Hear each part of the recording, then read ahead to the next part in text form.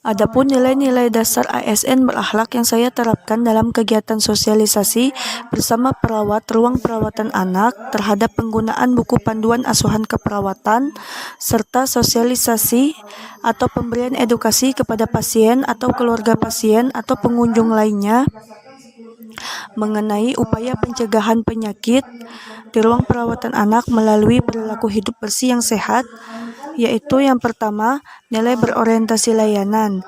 Di sini saya bersikap ramah, sopan santun, serta bertutur kata dengan lemah lembut dalam kegiatan bersosialisasi. Yang kedua, yaitu saya menerapkan nilai akuntabel, di mana saya bertanggung jawab langsung dalam menyiapkan, melaksanakan, dan mendokumentasikan kegiatan sosialisasi yang saya lakukan. Kemudian, nilai kompeten, di sini saya menyediakan fasilitas berupa buku panduan asuhan keperawatan dan leaflet untuk meningkatkan mutu pelayanan di rumah sakit dan membantu orang lain untuk menambah wawasan. Kemudian, nilai harmonis, di sini saya menciptakan lingkungan yang nyaman dan kondusif selama berdiskusi dan bersosialisasi. Kemudian, saya menerapkan nilai loyal. Di sini saya menggunakan tata bahasa Indonesia yang baik dalam penulisan media maupun pada saat saya melakukan sosialisasi atau berdiskusi. Kemudian, menerapkan nilai adaptif di mana saya memanfaatkan teknologi informasi dan komunikasi dalam melakukan sosialisasi. Kemudian, saya melakukan kerjasama dengan pihak keuangan dan pihak humas rumah sakit dalam penyebaran media promosi kesehatan sehingga informasi ini dapat diketahui oleh siapa saja dan dapat diakses oleh siapa saja. Dari mulai pengertian penyakit, kemudian ada asesmen, kemudian diagnosa keperawatan yang muncul, KPI hasil, intervensi, serta evaluasinya. Jadi untuk diagnosa yang mungkin muncul di kasus DBD ini setelah saya konsultasikan dengan Kak Adi, komite keperawatan, misalnya 11 dengan diagnosa yang muncul pada kasus DBD. Tapi kita sesuaikan lagi dengan kondisi di lapangan gitu, nggak mungkin semudah muncul. Tapi di sini ada diagnosa aktual ataupun resiko. Kalau untuk intervensi keperawatan di sini lebih mengutamakan intervensi utama dari buku sipil. Kemudian kalau untuk evaluasi seperti biasa, dan kita lakukan dua akan memang sesuai dengan buku PPNI. Cuman di sini lebih mengarah ke 10 penyakit terbanyak yang terkhusus di ruang penyakit anak. Kemudian untuk anemia di sini karena pasien itu tiap bulan transfusi rutin, kasus thalassemia, di sini ada 7 diagnosa yang mungkin muncul. Kemudian ada dehidrasi, di sini ada 6 diagnosa. Di sini biasanya kita nanti hipovolemia, tapi kemarin waktu dikonsultasikan ada kesiapan peningkatan keseimbangan cairan, masukan dari KANI. Kemudian ada TBC, di sini lengkap untuk dari aktual sampai resiko. Jadi dimasuk juga resiko infeksi termasuk resiko terjadinya penularan. Kemudian ada appendicitis. Kalau appendicitis di sini diagnosa yang dimasukkan yaitu pre dan post operasi. Jadi mulai dari sebelum operasi sampai setelah operasi di sini ada 7 diagnosa. Bisa kita sesuaikan dengan kondisi pasien itu. Kemudian untuk pneumonia di sini ada masalah pernapasannya, kemudian masalah cairan, nyeri, intoleransi buah, dan kasus malnutrisi. Di sini ada 5 diagnosa, untuk kepalemia, demam tifoid, kemudian untuk diare dan GEA. Ada 11 diagnosa keperawatan yang mungkin muncul. Cuman kalau untuk anemia, itu pada problem lanjut ke transfusi ke produk darah, karena hipertensi utama yang muncul dari sipil kan perawatan sirkulasi. Agak kurang nyambung dengan penyakit yang penyakit lakukan, jadi kebanyakan kemudian darah. Kalau untuk kantor perawatan saya lengkap. Kalau ini ya gambaran secara umum masa yang lebih itu mungkin bisa katakan anak dan untuk perawatan dan ada yang didiskusikan untuk atau ada masukan seperti itu.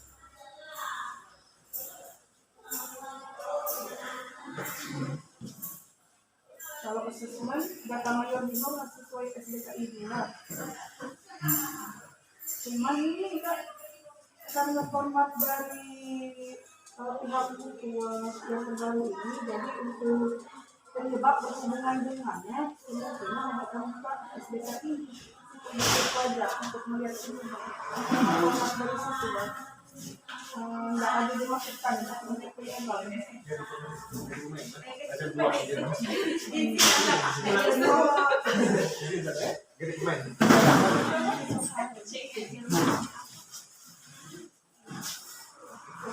Yang punya pengajar yang referensi jurnal panjang itu.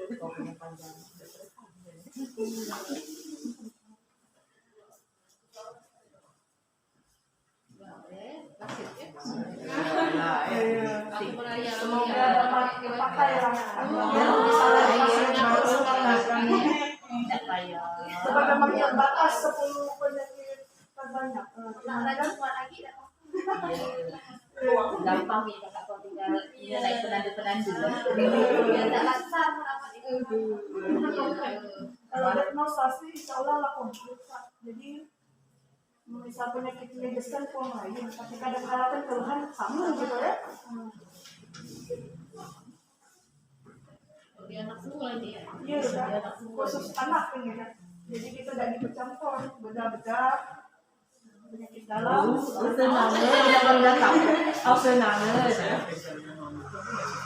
Aduh, cuman karena kemarin itu 20 lebih ya bang. Karena ini kan juga sekarang mungkin untuk penulis selanjutnya bisa ikuti luar TV ada pandai video kamu file no ditahan ada tuh file gitu kalau kita di HP kalau kami tidak suka paling link di drive Google Drive kalau masuk ke HP ya jadi apa aja buka HP udah di share kayak di drive ya mungkin ada waktu dua kayak operan dari keluaran teh misalnya tanggapan pertanyaan mungkin seiring berjalannya waktu ya dan seiring tadi ke implementasi menggunakan buku itu mungkin ini kalau ada pertanyaan kurang kayak terima kasih persediaannya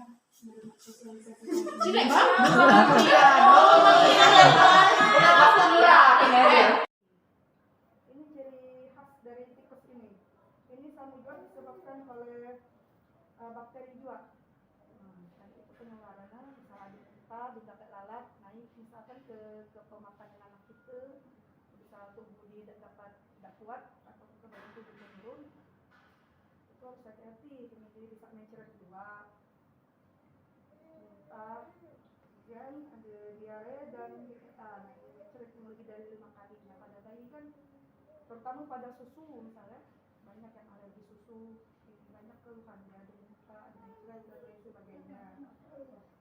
Ini dapat menyebabkan lemas juga, hampir sama dengan dehidrasi bukan gejala.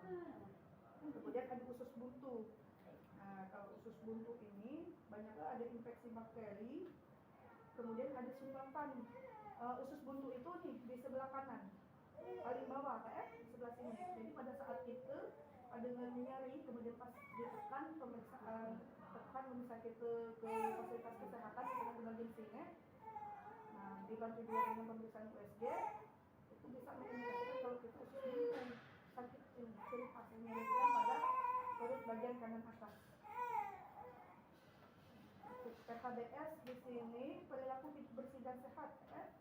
Inilah langkah-langkah yang dapat kita rubah untuk mencegah 10 penyakit tersebut di rumah. Nah, yang pertama itu ada melakukan persalinan di tenaga medis atau fasilitas kesehatan. Kalau sekarang nggak ada peluang lagi kan, kayak di bidan gitu, kecuali dia ada peralatan yang lengkap ataupun ada dokter kandungan di klinik gitu ya. Nah, tapi sekarang paling rendah itu kita ke puskesmas melakukan persalinan ya. Kuping kan ya. Jadi di situ kita melihat pertumbuhan dan perkembangan anak kita. Nah, jadi nanti kita dapat melihat bagus ke gizi anak kita. Tadi untuk melihat yang malnutrisi atau kurang gizi. Ya. Kemudian ada menggunakan air bersih. Jadi air bersih ini air yang mengalir, tidak berwarna, tidak ada kotoran, dan berwarna jernih.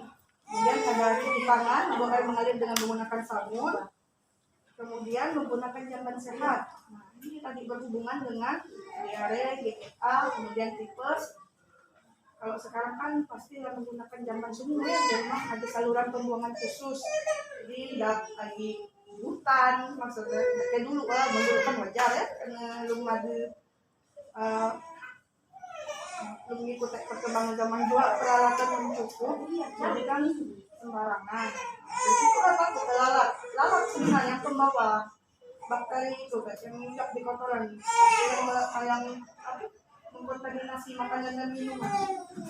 Kemudian di sini memberantas jentik nyamuk di rumah, menguras, kemudian bisa dari kakak dapat dari puskesmas sekitar atau dari desa, bisa ada obat jentik atau fogging bisa ya, untuk menurunkan angka demam berdarah tadi.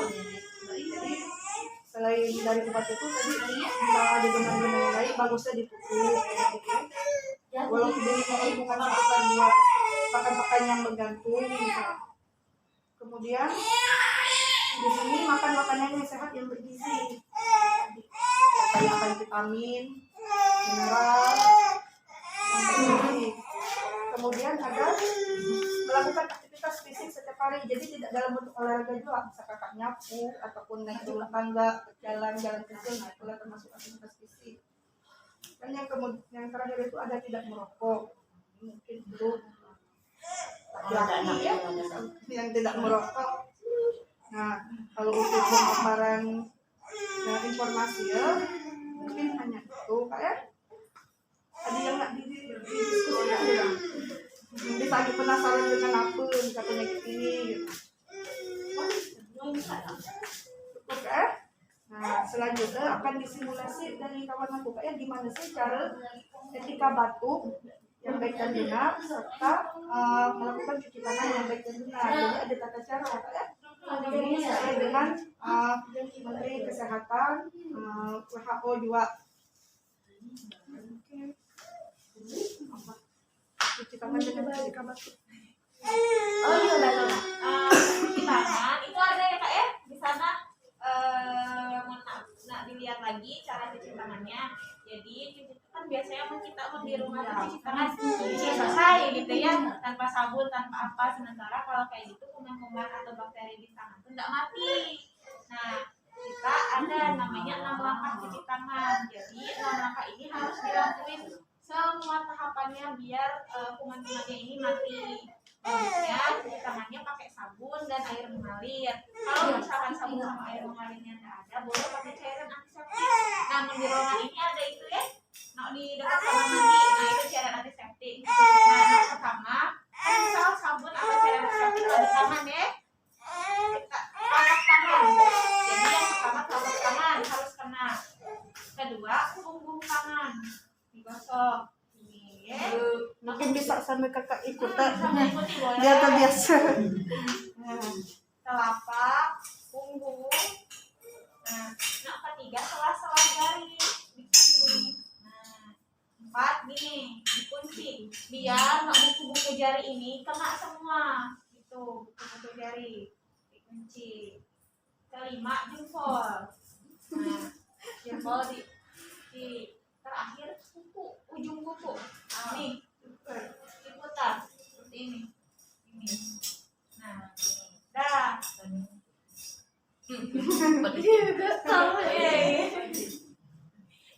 Lalu dan 6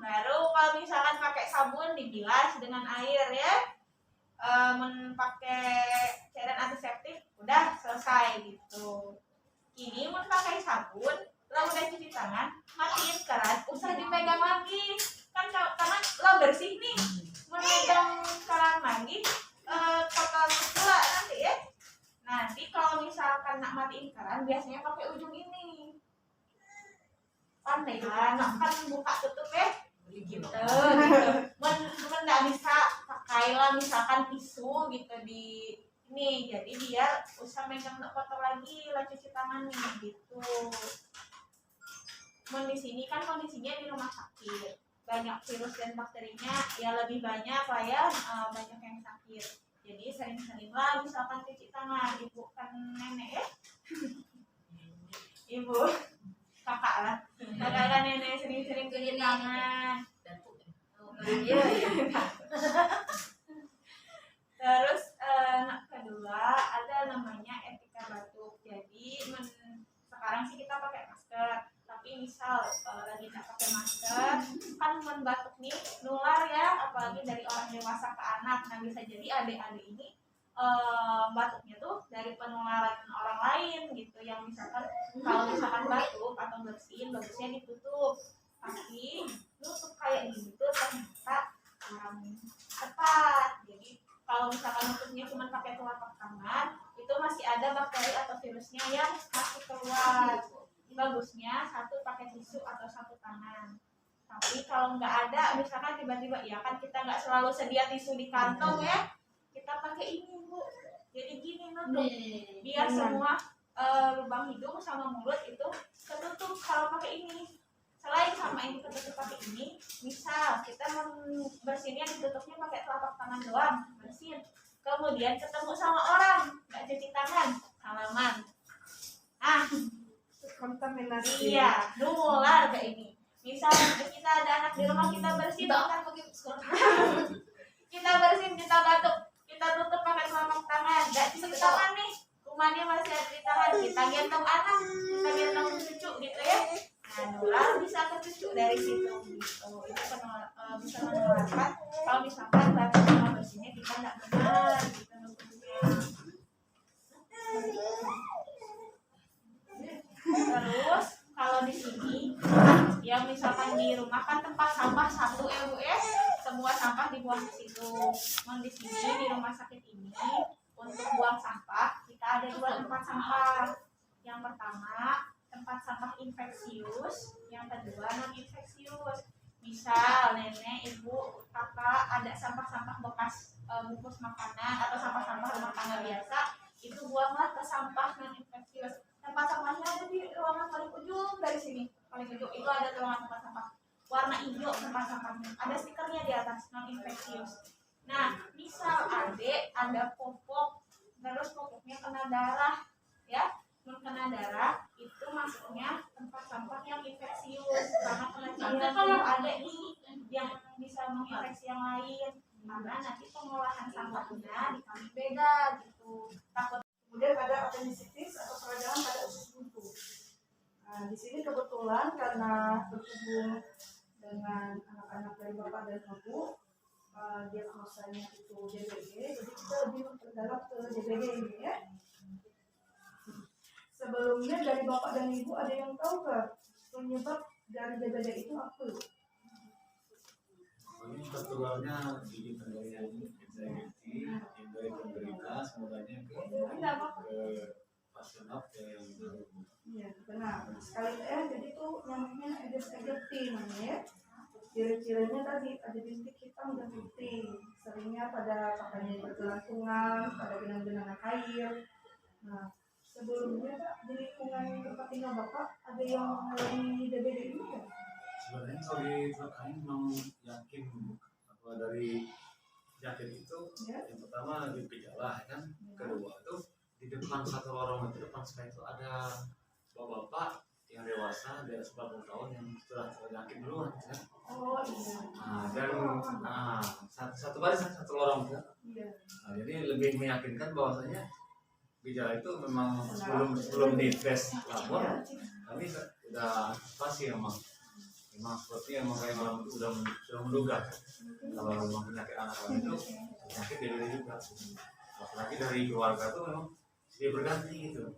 Yang tadinya pernah dirawat di Lanjong, DBD. Oh, iya. Terus tuh ya, tapi memang kami ini yang cowok ini kan pernah terinfeksi pertama. Ya.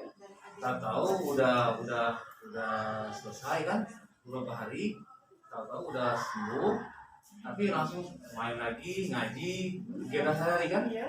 Nggak tahunya pas beberapa hari dari sakit tuh 2 hari atau 3 hari langsung drop lagi. Ditanya kenapa kan ya? Enak, panas dingin, terus kakinya agak kram katanya kan. Pegal. Gitu kan. Ngilu katanya kan.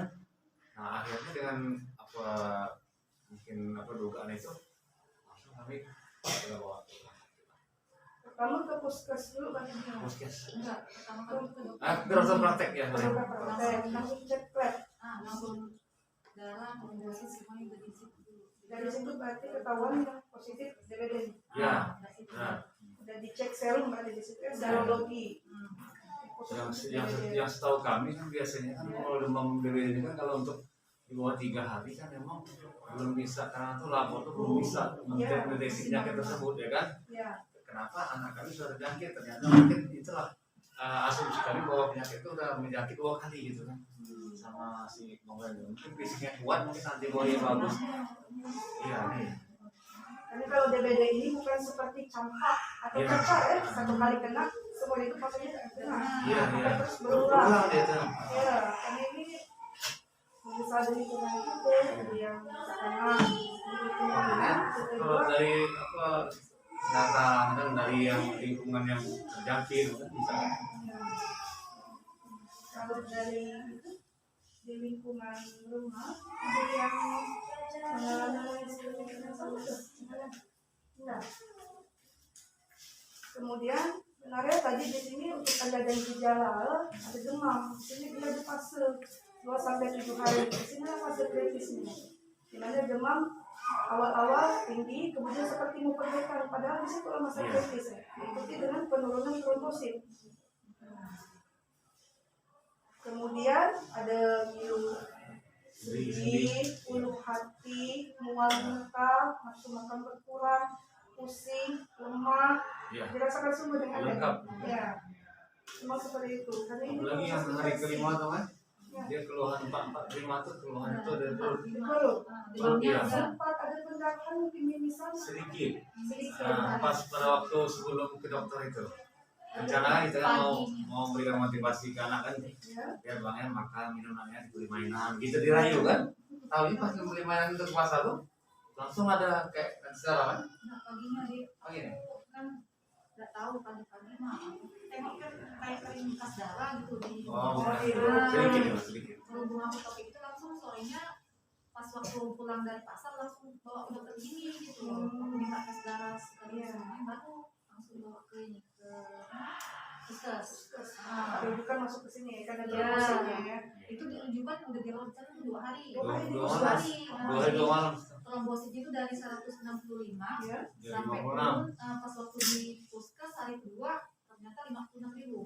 Sorenya lagi jadi 1 hari diambil darah yang kedua kali jadi 37.000. Hari kesini lagi sekarang turun lagi 31.000 baru 2 hari yang mana ada apa ulang kali kayaknya tuh orang kecil mana ada yang minum Oh iya Kak. Kemudian di sini tadi kan badan lemas. Nah, kita itu takutnya terjadinya shock. Jadi kalau kondisi yang parah itu tekanan darahnya dari bisa diiku, lagi itu berapa dalam. Kemudian dari pasien juga dari adiknya itu mengalami penurunan kesadaran. Itu yang kita takut. Karena penyakit demam berdarah ini proses penyakitnya itu cairan yang ada di dalam tubuh itu keluar, makanya dikejar dari cairan, terus disuruh minum yang banyak. Cuman dari adik kemarin kan ada keluhan sesak, jadi dibatasi dulu ya minumnya yang kemarin sempat langsung karena sebelum kesini itu memang didesak harus ngabisin Karena kemarin tuh kendala dari botol. yang pertama kurang kontrolnya dari perawat, karena yang di situ pernah macet semalam. Akhirnya pas pas dicek kan nggak jalan. jam 11 kurang diganti, pagi-pagi itu jam 3 lewat cuma dua jari dari atas tuh, dari atas pantat kan, cuma 2 jari jaraknya. Ini aku bangun itu.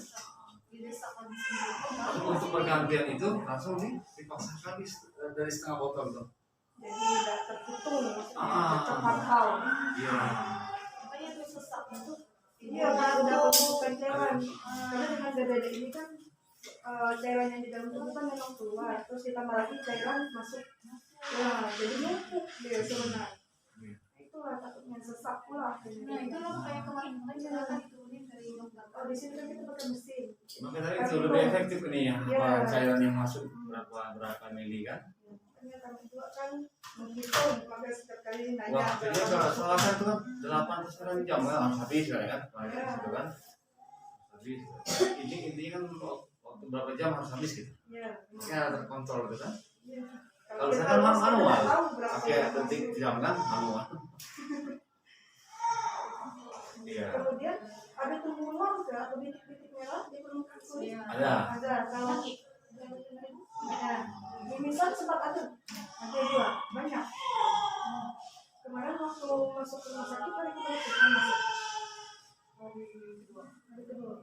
Tengah-tengah itu ya, di tengah-tengah tinggi demam pasti terus. Nah, kemudian di sini tadi untuk memastikan gejala tindak kan sudah dicek serologi, cek darah rutin juga untuk melihat hemoglobin, AB, tingkat kelengkapan darah untuk memastikan gejala itu. Nah, tapi dari serologi IgG dan IgM yang dari hasil labor dan positif, memang benar betul ada itu dari di sini. Kalau untuk penanganan memang dikejar dari cairan, kemudian pemberian demam, obat penurun panas, kemudian dikejar juga dari asupan makanan, vitamin C, sari kurma, untuk naked termosik. Tapi tidak sempat masuk termosik kan ya untuk anak bapak dan ibu, enggak kan? Sampai transfusi darah. Transfusi Enggak. darah, enggak kan? Karena nggak di dokter kan.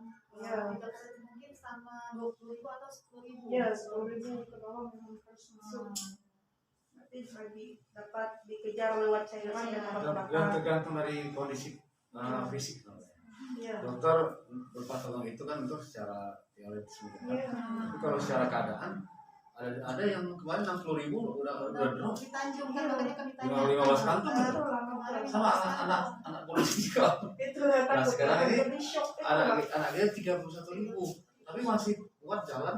Itu masalahnya. Iya, Sedangkan ada fisik hukumnya anak lagi. itu. Iya. Nah, kemudian di sini ada PHBS, jadi perilaku hidup bersih dan sehat. Di sini ada 10 indikator. Dari beberapa poin di PHBS ini bisa kita terapkan untuk mengurangi terjadinya DBD.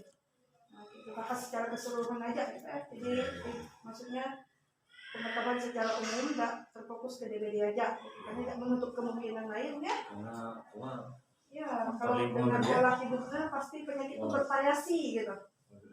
Ya, yang pertama itu kita melakukan persalinan di tenaga kesehatan. Ini kalau dari Kementerian Kesehatan nggak diwajibkan. Jadi undang-undang yang ngatur. ada, Ya. ya benar. Karena melihat dari kondisi peralatan harus memadai kan, kelahiran itu salah satu kan dapat menimbulkan pendarahan yang hebat.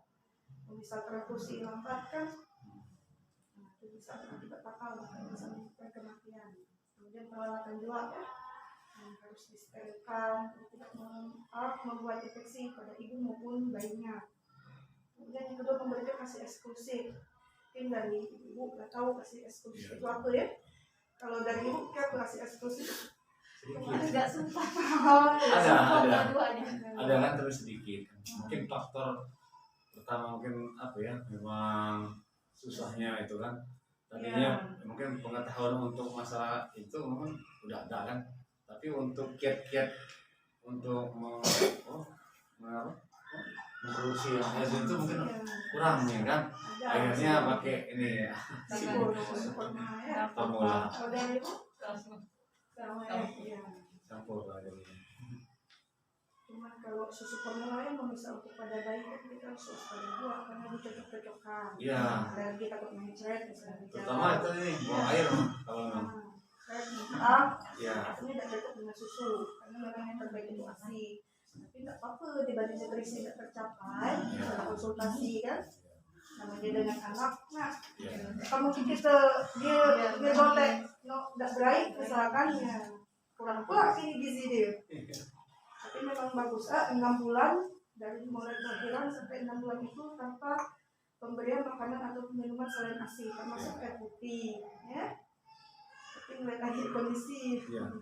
Iya, jadi jangan berkecil hati. Bisa kita jangan beri ASI, pokok anak kita sehat, ya. Benar.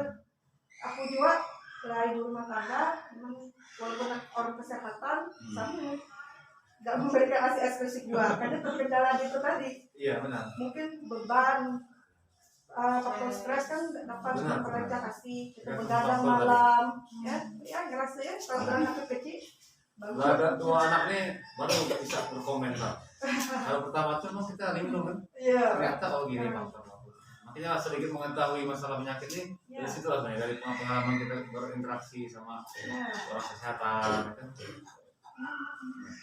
Kemudian di sini ada menimbang bayi ya, mulai usia 1 bulan sampai 6 tahun. Jadi dari titik itu di situ kita melihat status pertumbuhan ya. Pertumbuhan dan berkembang. Jadi wajib ya. Masih nimbang dulu ya. Masih ya umur berapa? 5 tahun. Ya, masih ya. Karena ini di wilayah itu memang termasuk aktif di sosial media. Kemudian di sini ada menggunakan air bersih. Air bersih itu air yang mengalir, bersih, warnanya jernih, tidak berbau, tidak ada kotoran. Biasanya kan air itu ada kayak kotoran ya lumut, kayak lumut gitu ya. Jadi ini mempengaruhi terhadap kesehatan air bersih ini. Apalagi pada bayi misalnya kita mengikuti perawatan ini, ya kan? Perawan misalnya ketika imun atau kekebalan tubuh kan lagi lemah, tidak semua tebal, maka dibantu dengan vaksin atau imunisasi. Kemudian mencuci tangan dengan menggunakan sabun dan di bawah air mengalir. Ini untuk mengurangi risiko infeksi. Kemudian menggunakan jaman sehat. Masih di sini semula menggunakan jaman sehat ada saluran pembuangan khusus. Kemudian di sini ini memberantas jentik nyamuk di rumah. Setiap sekali seminggu secara rutin. Ada ke ibu? Nah, kalau yang masalah itu ya kita kan memang enggak rutin sih sebenarnya. Ya, tapi Pernah dan tidak rutin ya. Iya. tapi pernah kan? Nah, Rugi? booking itu masih diajukan sekarang. Sekarang aja.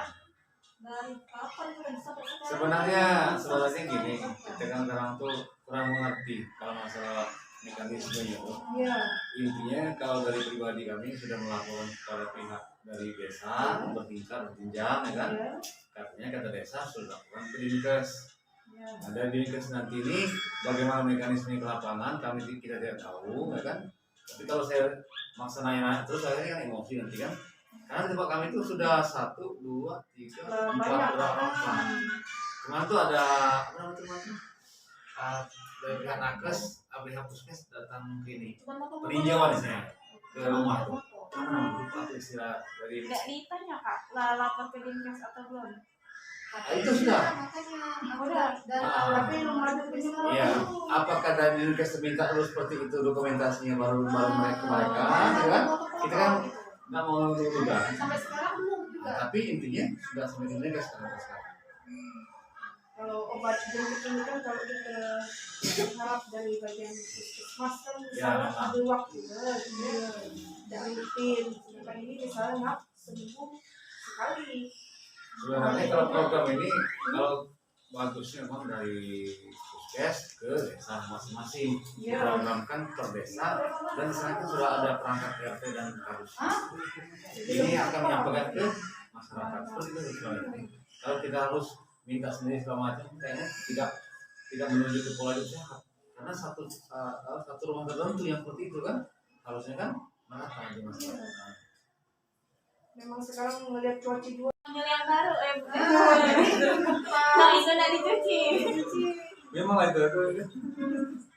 Aduk gantung nggak tahu bintang kan masa Bisa dicuci yang dirawat kayak gini, harusnya dikurang-kurang. Tapi ini untuk meningkatkan apa ya pengamatan lah ini ibu lah mungkin dari itu kan harus cermat gitu kan. Iya.